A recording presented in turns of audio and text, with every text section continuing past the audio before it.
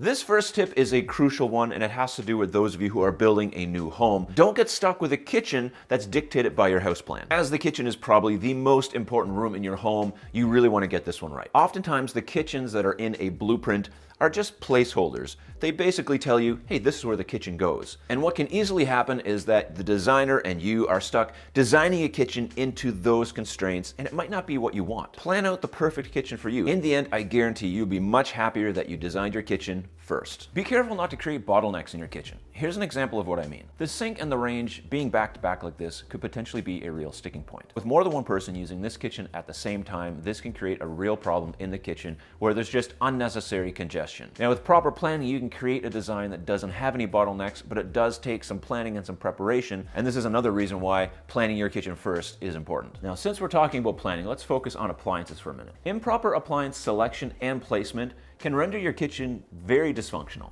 A considerable portion of your budget should be spent on getting appliances that are of good quality and specific to your needs. And generally speaking, a higher priced appliance is usually a little better quality. Now, this isn't a blanket statement across the board, and it's not always true, so it is important to work with somebody who's a professional in that industry who can help you select the proper appliances for your kitchen renovation. We've talked about not creating a bottleneck in your kitchen, and this is where appliance placement is very important. As part of the planning process, you should be placing the appliances in multiple different locations to see where they flow the best and how you interact with them and how they interact with each other. And this leads us into one of the most important pieces of advice that I give and follow myself. Get multiple design options for your kitchen. The more options you try, the more ideas you might discover, which leads to a better kitchen overall because you'll find ideas that you love and ideas that you hate, and both are worth discovering. Now, I think it's important that you work with a kitchen designer or an interior designer, but also that you're very hands-on with the process. There should be a good balance between the input from the designer, the professional, and from you, the homeowner. Even when I'm renovating my own spaces, I always ask other people in the industry for their input because I might miss something or there's something I just don't know. So having more than one set of eyes on the project is important so that you can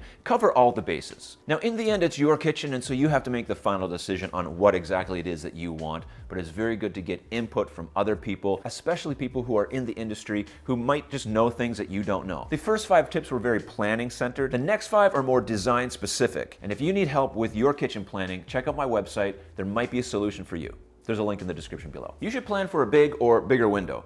According to the NKBA, the National Kitchen and Bath Association, the window in your kitchen should be 8% of the total square footage of your kitchen. For instance, if your kitchen is 15 by 10, that's 150 square feet. And 8% of that is 12 square feet. Did the math in my head magically. Which means your window would be about 3 feet by 4 feet, which is a fairly standard size window, but I think it should be a lot bigger than that. Now, I'm not gonna say what's too big, but definitely you don't wanna go too small with your window.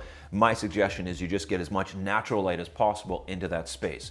And along with that, include as much artificial light as you possibly can. Outlets are important in a new kitchen, and you should have as many as possible. You should always get an electrician to do this type of work. Never try to tackle this on your own.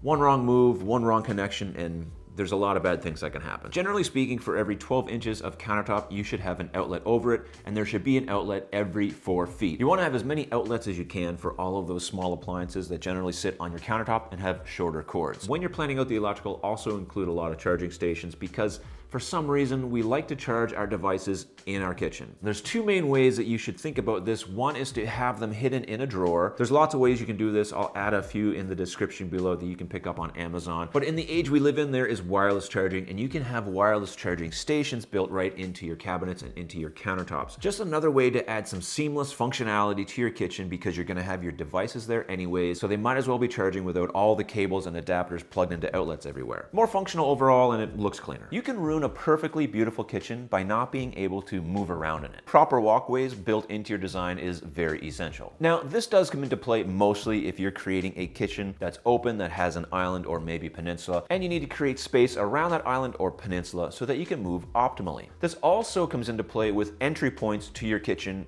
whether or not your kitchen's open or closed. Consider the width of the doorways or the entry points to your kitchen, and also consider if there is a door, which way it swings and how does it swing, in or out, to the left or the right. These little details can make a pretty big impact on the way that you use your kitchen and the flow of that space. And once you get in and you're using your kitchen and you discover the way that door hinges is just driving me insane, it's probably too late to change it and now you're stuck with it. So really plan through the openings, the widths, the swinging of the doors, and especially if you have an open concept kitchen, the amount of space around the island or through the kitchen so that you can have proper passage. One of the areas in a kitchen that can become very dysfunctional are corners. I have lots of content on corners and what I think about corners and how to plan out those spaces, but it is important that you do plan out how you're going to interact with that corner, whether you have some type of accessory in there, a Lazy Susan, a Le Mans, some kind of pull-out magic chef, you block it off, you put drawers, you 45 a cabinet. There's so many different ways to do it, but make sure that you do it. You really plan out the exact type of corner that you want.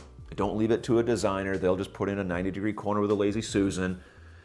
Plan it out, the exact type of corner that you want so that you can have a very functional space and not say, why did I go with that? You don't want to end up with a dysfunctional corner in your kitchen. I don't know. Countertops can make or break your kitchen, believe me. Check out this video, 10 mistakes you definitely want to avoid when choosing your kitchen countertop so that you can have the most functional kitchen possible. We'll see you soon. Ooh.